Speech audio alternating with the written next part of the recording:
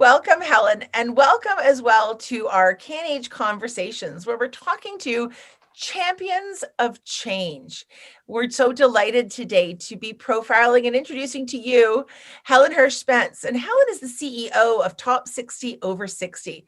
She's a thought leader on age diversity. She spends a lot of time thinking about how we can make things better in Canada and around the world. She's a social entrepreneur. She's a community builder.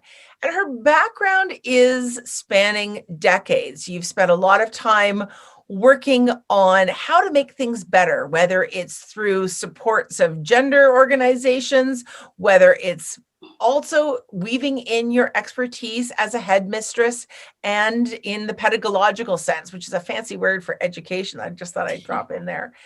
So Helen, we're so delighted to introduce you today. So my name is Laura Tamblyn Watts, and I'm the CEO of CanAge, Canada's National Seniors Advocacy Organization. And today we have Helen Hirsh Spence. So Helen, I wondered if you could introduce yourself a little bit from your perspective. And here's where I'm going to ask you to focus in. You have become a real presence in the field of aging, and you've dedicated yourself to changing the narrative about what old actually means. Can you give us a little bit of background of how you got here? You've had a long-spanning career. You've been passionately engaged in a lot of different areas. Can you just share with us a little bit of your journey from where you were to where you are now? Thank you, Laura. And thanks for the invitation to talk with you today. It's been an exciting journey, and it's not one that I had planned at all. As you mentioned, I was a headmistress, a secondary school principal in the public system, and I was also the president of the Ontario Principals Council. So I've had a number of different roles within the education sphere, and I'm in Ottawa. However, my past is a little bit dappled here, there, and everywhere, having lived in Europe as well as in the United States. However, I've been here now for close to 50 years. So this is home. I have family of 2 wonderful children, 3 grandchildren, a husband of 40 some odd years. Can't remember how many. And so I've worked until a certain age. I was in my late 50s. And I decided, I really wanted to do something different. And that came to me really when I was with a group of my students climbing Kilimanjaro in Africa. And, I was on top of the world, and I realized, I want to do other things still. So I left that. That was in the winter. That was in December. So in June, I retired. And from that point on, I was doing a lot of not-for-profit work. I was with the Jane Goodall Institute. I was a member of the executive of the International Women's Forum. Women's issues have always been near and dear to my heart because I'm of the generation who had to fight for everything as a woman. I'm talking about the 60s, when we came into our own for the first time. So getting a position as a high school principal, if you can believe, you couldn't even take qualifications for many, many years. So, I really feel like I fought for everything. I never had maternity leave with my first child, and I worked with the union and whatnot to advocate for that. And my second child, I didn't lose my job. I lost the place where I was working, but I still had a job. So incrementally, I've seen all of these things evolve. And then you go through your life peacefully for a short while, and everything seems right, And it was for me too. I'm full of gratitude for the wonderful life I've had. And then when I stopped working, I realized how important my work had been, but I really only noticed it when I started socializing, and people always ask in North America, this is a North American custom, what your name is, and the next thing they ask you, and what do you do?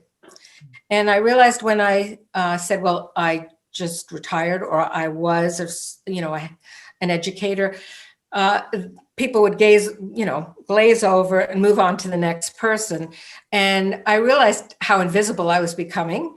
And I decided I wanted to do something more than the work that I had been doing. So I took courses on social entrepreneurship. And I have to say, every time I've done anything new or significant, it's one of my past students who have inspired me.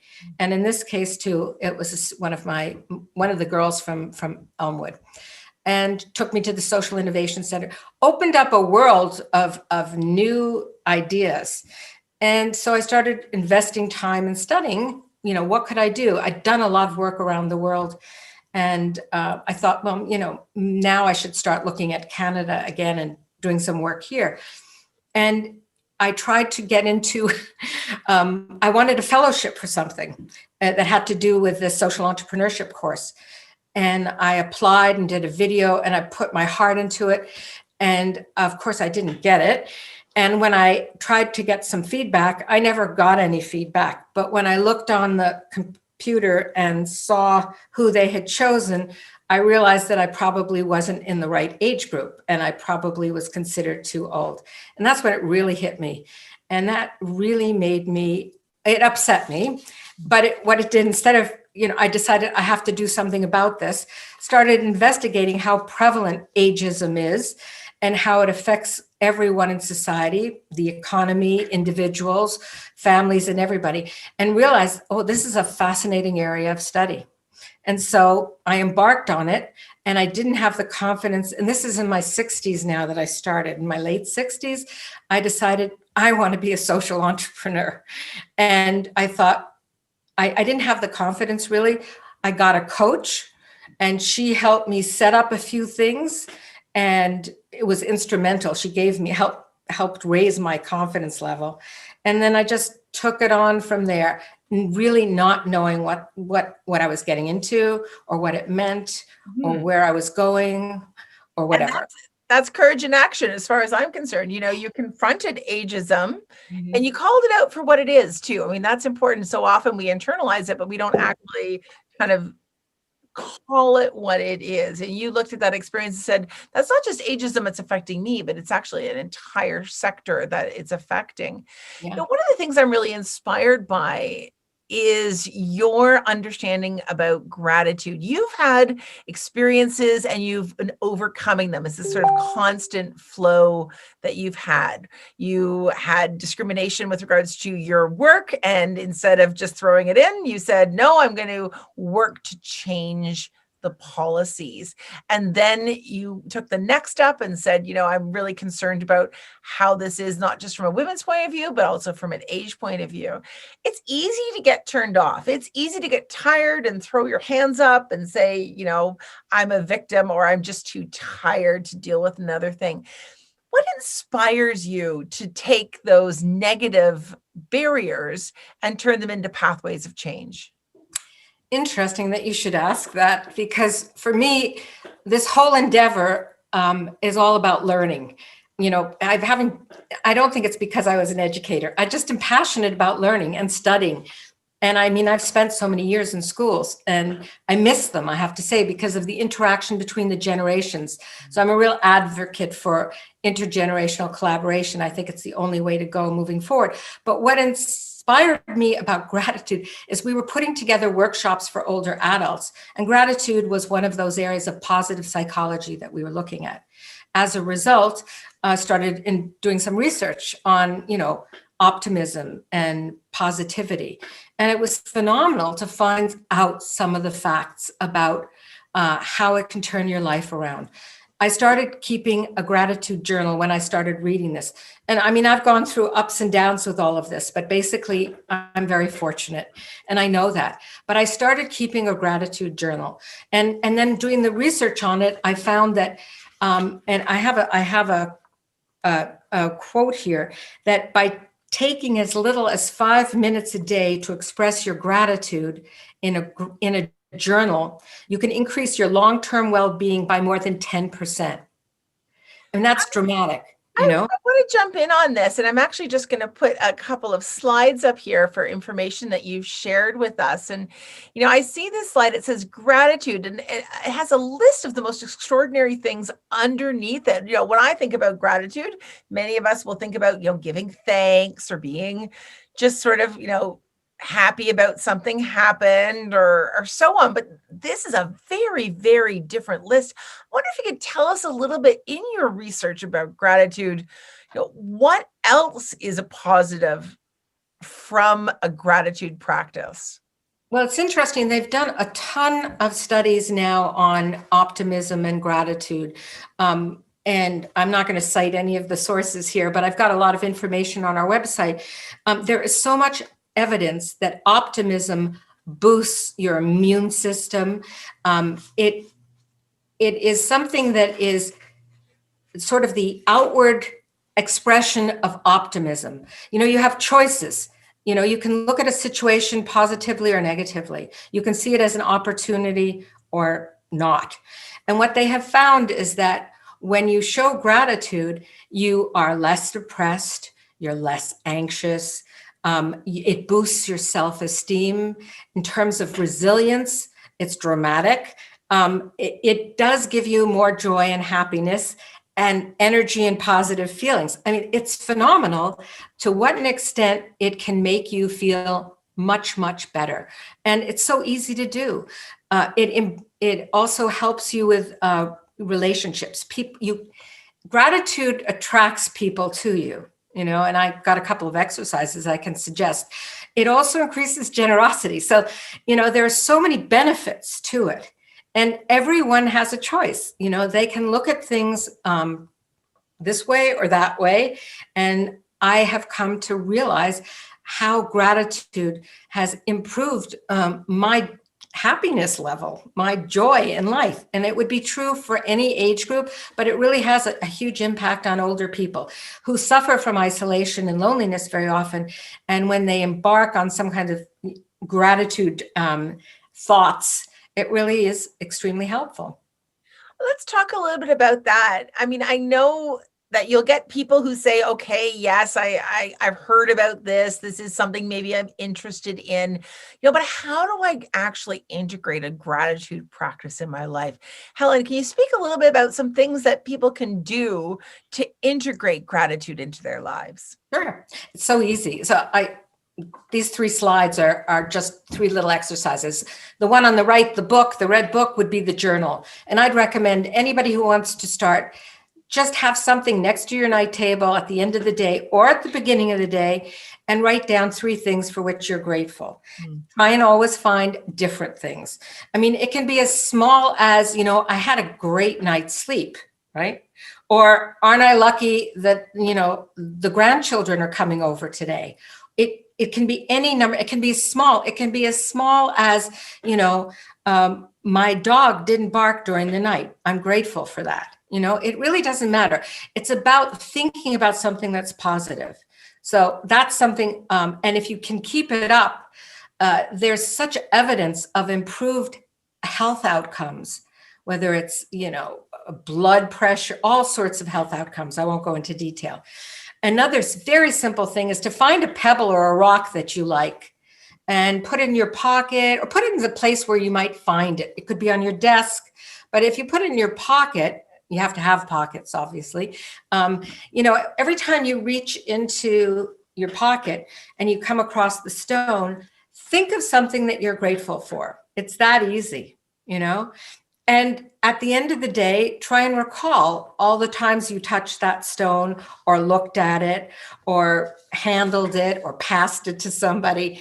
And it just is a reminder that, there are really positive things in your life. It's not that hard to come across, but it will make you feel so much better. And because gratitude is you're giving it to someone else. Sometimes in this 3rd exercise here, I have a note which you would handwrite. So think of somebody who perhaps has inspired you in your life. I think this is one of the most the most important kind of lesson that I've learned. Expressing gratitude to people who've been a part of your life. And it can be somebody who was a teacher, somebody you met down the road. It doesn't really matter who, but you write down very specifically why you're grateful for this person to have entered your life or be in your life. And you're very specific about what those things are. And then if you can, you take that letter and you either hand deliver it or you put it in the mail.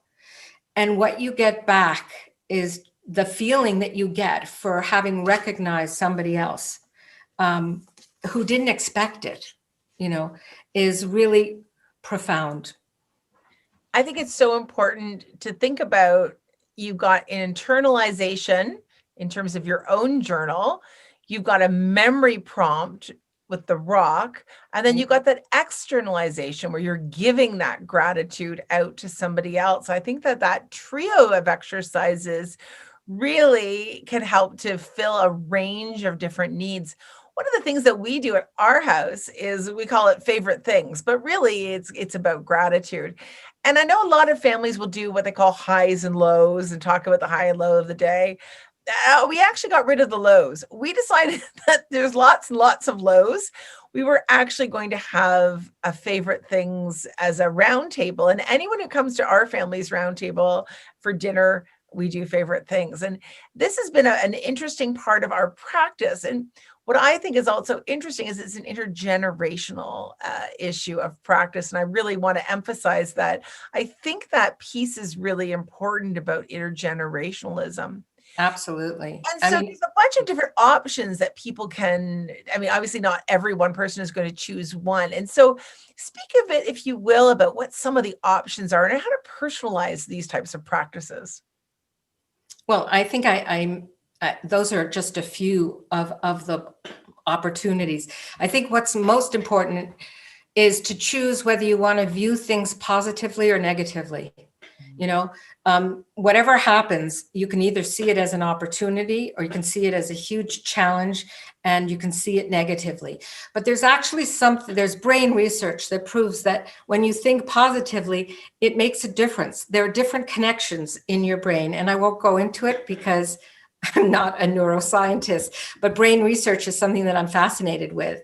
And one of the things that I have to say, I have studied a bit about because of the myths about aging and that you can't learn when you get to be a certain age. That's that saying, you can't teach an old dog new tricks. Until the 70s, that was probably accurate until they came across this new research or started doing new research about learning later in life. And that's when they realized that your brain is plastic and is constantly rewiring itself depending on the situation. So it's easy to make those choices. And I would always opt for the positive, only because I have really seen dramatic improvement in people's lives when they focus on something for which they're grateful. I just want to dig in a little bit more. I know that you've got some great resources on your website, top60over60.com, and folks can go there and learn more about the great work that you're doing. I'm going to be provocative for a minute. So at some point, some people will say things like, well, I don't want to be Voltaire's Candide. It's not the best of all possible things. It's not always wonderful. And particularly, I think in the time of COVID-19, a lot of older people are having real challenges, staying in a positive mindset or even a grateful mindset. Can you speak a little bit about the difference between a gratitude practice and perhaps thinking everything is always the best of itself? Because some people, I think, get those two things confused. Well, things are not always the best. And I think, you can trick yourself into thinking that, oh yeah, it is, but it isn't. And things are not good. And if you get COVID, for instance, it isn't positive. There's nothing that you can say that's positive about it. By viewing it positively, however, you have a greater chance of recovery. So you're setting yourself up for a goal of recovery and conquering it. And you find the things for which you can be grateful, such as I got healthcare immediately. I live in a place such as Canada where I don't have to pay for it. There are a number of things that you can think about that are going to help you move on positively. I think this weekend, just so happens we're talking about gratitude, and it will be Thanksgiving this weekend. And we've all been advised to stay in our own bubbles, which means my husband and I, when typically we would be spending it with our children and grandchildren and neighbors and friends and having a great time. It's a challenge to think very positively about it. But all I have to do is turn on the news, to tell you the truth, and to look at what some people are going through, or, the gifts that I have by having the food, the turkey, I do have a husband with whom I can spend the time. It may not be everybody else, and he may not be as chaotic as young children would be that make it fun and interesting. But it's not the end of the world. I'm really lucky, and so I really think finding those little things, whether it's that, oh, I have some cranberry sauce left over from last turkey dinner in the freezer, or whatever. Those are the kind of things that you just have to focus on, and that'll make you feel better. I was thinking about a really bad day the other day. I had just a series of things, and we've all had those kinds of days where nothing goes right, everything goes wrong, and you just think to yourself, this is a failure day. I should just go back to bed and pretend like this day ever happened. And we got to dinner, and I got to our usual favorite things, and I was, really reaching, because actually it had been not Bad. to point out anything that was particularly good. And I remember thinking, my cup of coffee in the morning was a favorite thing. Mm-hmm. And then I said, and this dinner. And, there really wasn't anything between the morning cup of coffee and this dinner. And it's funny. I just took a moment and I thought, okay, yeah. But I had those nice moments. And so it's not about this sort of facile sense of that the world is always fantastic. It's not, but it is about that practice. That's right. And I know as well from some of my colleagues who work in mental health fields, just building on what you're saying, is you're really patterning your own self, and it helps to promote greater resilience, doesn't it? Absolutely. Well. Absolutely. They say that gratitude is one of the practices that really is useful for for resilience. So just build upon that, just one more little piece. And I remember in that checklist that you were talking about different things, loneliness is one of those areas that a lot of us are really struggling with, again, in the time of COVID-19. I was just speaking to my mom yesterday, and we were really sad, just kind of building on what you said, we're not going to be together. We usually have a big 30-person Thanksgiving and so on. And she is, she's really starting to feel it, as Ontario at this point in our time is starting to go back into lockdown, and was feeling, sad about that. And I remember thinking, okay, it's not always just about sort of facile staying positive, but it was, we did spend a time, and I said, what I feel good about is that we have the relationship, that we're sorry that we're not going to be together. Exactly. And that was kind of a nice thing. I wonder if you could just build out a little bit more your thoughts around loneliness and isolation and gratitude. And I know that they fit together, but not everyone's always sure how they fit together. Well, I think that people, when I say this, I'm assuming that they're well enough to understand. I don't mean somebody who's suffering from any kind of dementia, but if you're okay yourself and you're on your own, I think you have to take responsibility and you have to reach out.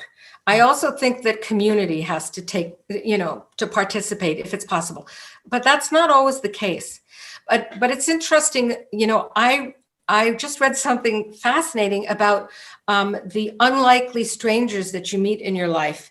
Just passing somebody on the road, somebody who's perhaps busking, or who is looking for, a hand up, by talking to that person, or getting in whenever you pass by, just saying hello, those people become a part of your life in a new and different way.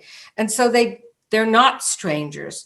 There's a term for it, and I can't remember what it is, something with unlikely people in your life, but it starts a connection, and it's meaningful. So I really think that, you need to take control. It's not always easy, and it's not always going to be accessible to you, but you can usually find somebody that you can just call. I honestly think one of the best things that's happened in COVID is that people have picked up the phone and called people with whom they've had no contact for 30 years, I'm going to close on that, and I'm going to also invite you to participate in a little tradition that we have in our COVID conversations and our Champion for Change conversations. At the end, we always select a couple of questions from the Proust questionnaire and ask those that were participating. So this is just an easy and off the top kind of answer. And so the first question that the Proust questionnaire asks is, what is your idea of perfect happiness? Perfect happiness to me is good health, the financial security that I can do whatever I want, but mostly it's family and relationships and friends. That's my idea of happiness. So I'm a very lucky person. What living person do you most admire? Oh, they have to be living, huh? I'll give you you can have it living or dead. How's that? As I've aged, I see my mother as probably one of my heroines. And, and it's only now as in later life that I can appreciate the struggles that she had and what she's gone through to make life as positive as it has been for me and my brother, So those lessons have been crazy good. But otherwise, I'd say maybe somebody like Jane Goodall, because I worked with her for 10 years and she keeps going, and she's 85 or 86 right now. And she's a champion in many ways, not just for the environment. I'll close on one that's kind of fun. What quality do you most like about yourself?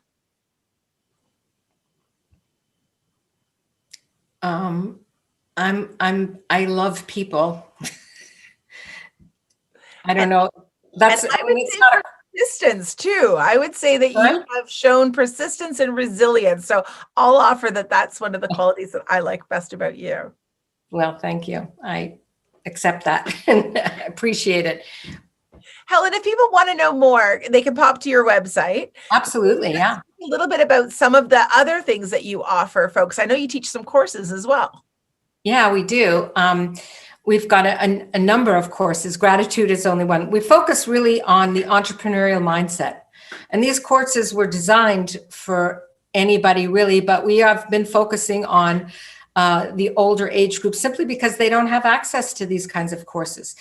And that's the reason I called our social enterprise Top 60 Over 60. I was so tired of hearing about top 40 under 40, top 30 under 30. And the truth is that the most successful entrepreneurs are people who are over 55 and between the ages of 55 and 64, in fact. But I think that's because nobody thinks of anybody doing anything after. They don't collect statistics after age 65, or they put them all together. So we have courses for individuals, for groups of people. We have programs that are community centered. In other words, it's helping people learn together. I call it radical collaboration, get to know one another in a community where there are similar ages. There are courses on gratitude, functional creativity, all sorts of things that have to do with a mindset, an entrepreneurial mindset. The other thing that we do is we coach and we work with businesses, organizations to help them understand the value of retaining their older hires or consider rehiring them and working with them to retrain them and upskill because of the demographic shift that's coming down. So it's all about multi-generational workforces that we need to encourage and enhance. And we have done a lot of work in that area, and it's much more productive than just having all millennials or all Gen Z. We need to get away from this age segregation. It came about as a result of mass education, but it's time to get rid of it because it's putting us into categories that we don't deserve to be in. Anybody, any age. It's absolutely the case. Thank you so much for your time today. I'm so grateful for your work, and I'm grateful of you, a champion of change, particularly in making sure that we have an invigorated, open, and inclusive age Friendly Canada. If you'd like to know more about some of the work that we're doing in common, I encourage you to go to our website at canage.ca/voices, and you can learn about the Voices of Canada's Seniors, a roadmap to an age-inclusive Canada. Many of the key recommendations that Helen's talking about, including on workforce inclusion, you'll find in our Voices. And if you're interested in reaching out and learning more, too, feel free to pop over to our website, again, canage.ca, or to top60over60.com. This has been our CanAge Conversations with one of our champions of change, Helen Hirsh Spence. Thank you so much for joining in today. Bye-bye.